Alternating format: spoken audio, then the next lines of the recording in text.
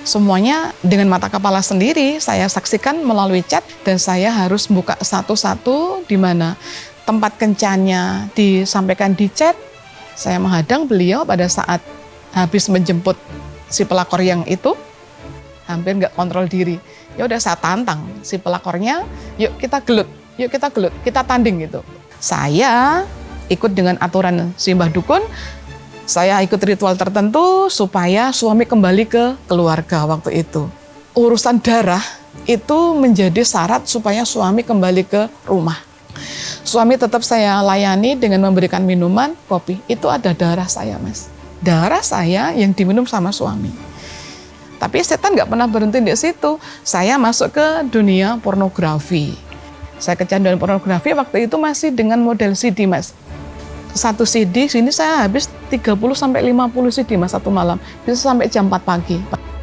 Sekali tawaran iblis itu masuk ke kita dan kita mengiyakan, maka setan, iblis akan memberikan tawaran kedua, ketiga, keempat, dan semakin jauh daripada Tuhan itu adalah targetnya si iblis.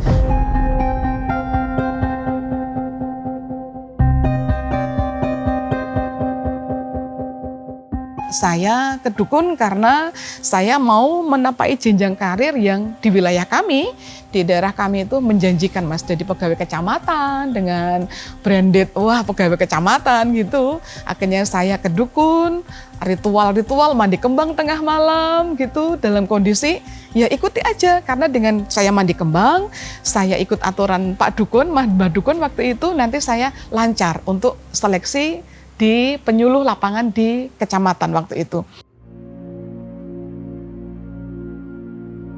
Terus kejadian kedua adalah pergumulan dengan suami. Dia punya banyak relasi karena beliau adalah orangnya, maaf dalam tanda petik, adalah nyaman, diajak ngomong, komunikasi, bisa berempati dengan lawan bicara dengan baik, maka satu persatu wanita-wanita yang diizinkan masuk dalam kehidupan Pak Thomas itu akrab. Keakrabannya bukan lagi menjadi keakraban sebagai kawan, tapi lebih dari sekedar kawan. Semuanya dengan mata kepala sendiri saya saksikan melalui chat, dan saya harus buka satu-satu di mana tempat kencannya disampaikan di chat, jam berapanya juga disampaikan di chat, agendanya acara apa juga disampaikan di chat. Di situ saya tahu, wah ini ada hal yang gak baik. Ataupun yang paling ekstrim adalah saya menghadang, Mas. Saya menghadang beliau pada saat habis menjemput si pelakor yang itu. Saya cuma pakai singlet, saya di tengah jalan, benar-benar saya cekat di tengah jalan itu. Mungkin saya waktu itu benar-benar kolab ya, hampir nggak kontrol diri. Ya udah, saya tantang si pelakornya, yuk kita gelut, kita tanding gitu. Single satu itu di jalan, Mas. Lalu lintas tetap ramai pada pagi hari itu karena hari itu hari pasaran. Hari pasaran adalah orang-orang pergi ke pasar untuk belanja dan transaksi keuangan di pasar. Benar-benar dia turun dari sepeda motor, saya sudah angkat ini kerahnya, Mas, angkat kerahnya, terus udah single. Terus suami melerai, sudah saru, pada orang Jawa bilang nggak baiklah itu disampaikan di jalan raya. Ya udah, maunya apa? Itu kejadian yang sudah saya tahan sekian lama. Nah, setelah kejadian itu ternyata nggak selesai. Fase yang ketiga dalam pergumulan keimanan saya, karena sudah kecamatan nggak lolos, suami ternyata ada main dengan wanita lain, saya terima tawaran iblis. Yuk, masuklah ke dukun lagi. Saya ikut dengan aturan si Mbah Dukun. Saya ikut ritual tertentu supaya suami kembali ke keluarga waktu itu. Ya mandi kembang lah, pakai ritual bunga-bunga, pakai ritual saya harus cari alat, cari benda-benda yang harus saya doakan ke Mbah Dukun itu. Dan itu tanpa sepengetahuan suami. Dan di situ merasa, ini tawarannya iblis nggak main-main. Akhirnya kok semakin dalam. Ya saya mendua Tuhan. Tapi setan nggak pernah berhenti di situ. Saya masuk ke dunia pornografi. Yang dimana kenapa suami bisa selingkuh, kenapa suami bisa dengan banyak wanita, setan masuk dengan sodoran ketiga, jebret, pornografi. Saya kecanduan pornografi waktu itu masih dengan model CD, Mas. Satu CD, sini saya habis 30-50 CD, Mas, satu malam. Bisa sampai jam 4 pagi, padahal pagi saya aktivitas biasa. Dan di situ setan nggak berhenti supaya bisa kecanduan, terus kasih. Akhirnya saya dalam titik tertentu capek. Tuhan, ini saya seperti ini, saya benar-benar bisa kolaps. Saya benar-benar bisa bingung. Ini endingnya saya bisa rusaklah otak-otak saya. Terus saya diam berdoa.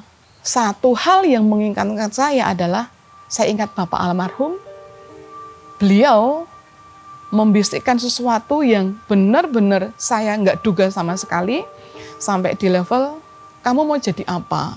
Aku nggak suka seperti itu. Terus saya tersadar dan saya sudah melukai beliau yang sudah di alam tenang di surga.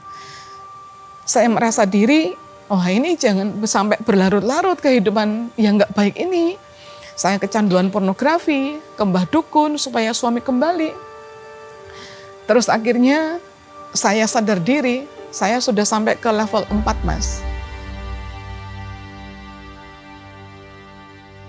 Ada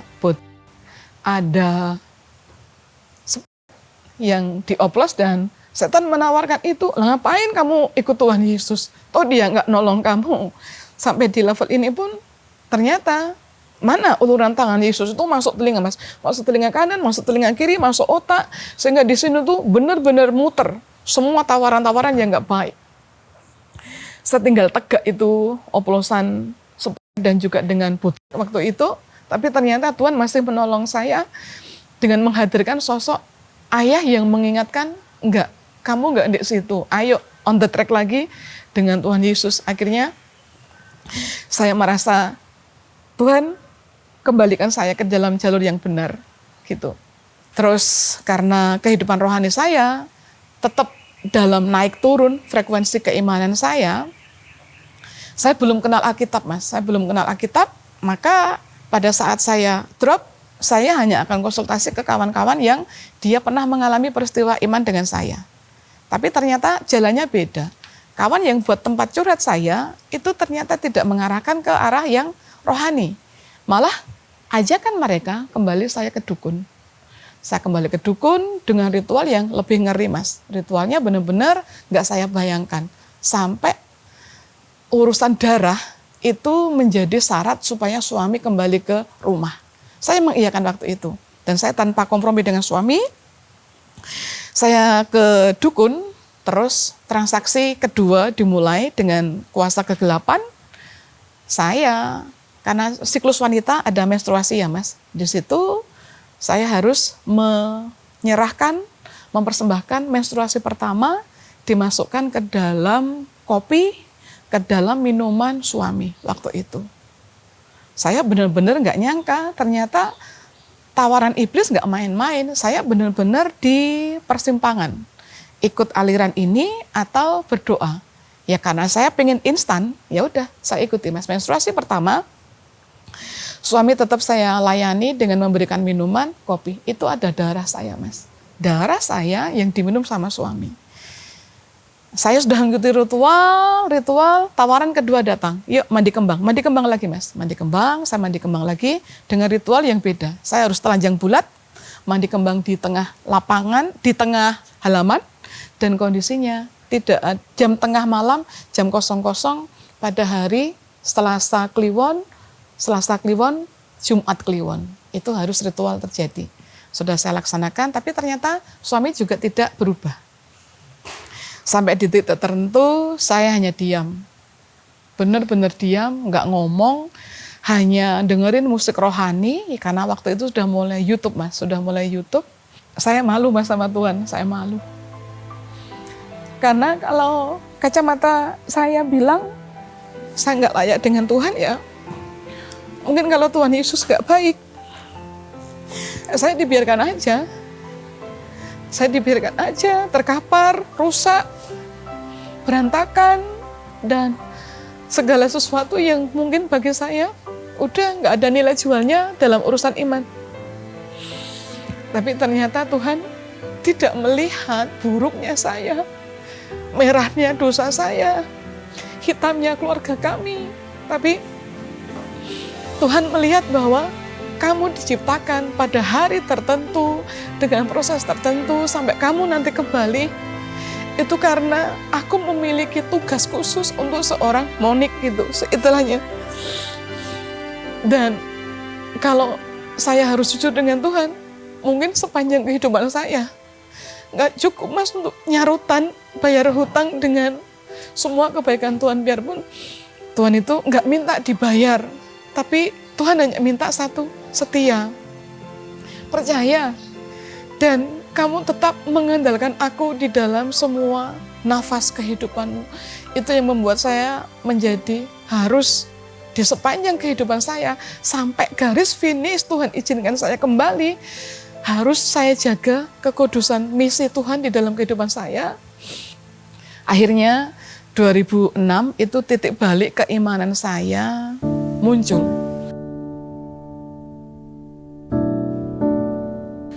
Saya mulai dikenalkan dengan utusan-utusan Tuhan yang sebelumnya tidak saya kenal, mengenal, menuntun saya, mereka untuk dekat dengan Tuhan dengan cara yang ajaib. Saya nggak kenal Alkitab, saya diajaklah ke komunitas Alkitab Nasional. Saya tidak pernah kenal Zoom, keimanan, penguatan iman. Tuhan izinkan dihadirkan, dimunculkan dalam Instagram, dalam Facebook, dalam WhatsApp, orang-orang yang tidak saya kenal sebelumnya. Itu muncul tiba-tiba ajakan. Saya meresponnya dengan baik, sehingga kegiatan-kegiatan rohani itu lama-kelamaan menjadi pondasi iman yang membuat saya tangguh, yang membuat saya bangkit dan berjalan bersama Tuhan. Saya dipulihkan Tuhan juga dengan cara yang saya nggak sadar. Ternyata maunya Tuhan, saya dibawa benar-benar tergeletak di bawah, nggak bisa bangkit, terkapar tak berdaya dalam kondisi keimanan yang rapuh, remuk. Tapi Tuhan bangkitkan saya, tolong saya bisa beranjak, saya bisa berlutut, saya bisa jalan setapak demi setapak dengan keimanan yang Tuhan kirimkan, utusan-utusan Tuhan, kawan-kawan rohani yang baik, yang menjadi sarana Tuhan penyembuhan luka-luka batin saya, Mas. Pemulihan dari saya dulu. Karena saya sudah mulai kenal Alkitab, saya doanya sudah lagi tidak dengan ucapan kutuk, tidak lagi dengan sumpah serapah yang menyumpahi kehidupan suami saya, tapi saya benar-benar diubah Tuhan dulu. Kalau Tuhan izinkan saya berproses dalam pergumulan yang mengerikan, mungkin menjijikkan, mungkin sesuatu yang buruk, tapi Tuhan izinkan itu menjadi titik balik bahwa saya berharga di matanya Tuhan. Pemulihan dengan suami, kita satu keluarga, reuni keluarga, Mas. Reuni keluarga, saya minta maaf, suami minta maaf, kita terbuka di depan anak-anak pada saat anak-anak sudah gede, sudah biasa diajak komunikasi, boleh mencerna pengalaman rumah tangga kami dengan cara pandang yang dewasa sebagai seorang anak. Kita berdoa benar-benar kosong-kosong. Kita semua ngaku dosa sesama anggota keluarga dan minta Tuhan untuk pulihkan keluarga kita. Dia minta maaf, berani mengakui semua kesalahannya, benar-benar salah, dan berjanji di depannya saya, di depannya anak-anak, dan kita memperbarui sakramen pernikahan kita dalam peneguhan sakramen di gereja. Dan kita memperbarui janji suci dalam pernikahan gereja, dan kita di depannya saksi, di depannya anak-anak, di depannya romo, di depannya kerabat keluarga kita, memperbarui janji nikah kita. Nah, sejak itu terus kita benar-benar menjaga kekudusan hidup keluarga kita, dan satu persatu pergumulan keluarga kami benar-benar dipulihkan sehingga suami kembali ke gereja, berdoa setiap malam, setiap kita mau tidur, menyerahkan pergumulan anak-anak, kehidupan rumah tangga kami, dan misi Tuhan di keluarga kami supaya terjadi secara sempurna. Dan kalau kami menapai kehidupan rumah tangga sudah di tahun yang ke-26 tahun ini, besok Maret, itu adalah banyak mujizat yang Tuhan berikan kalau kita ikut Tuhan, melibatkan Tuhan, menghadirkan Tuhan, dan satu, poros Tuhan Yesus di dalam kehidupan kita.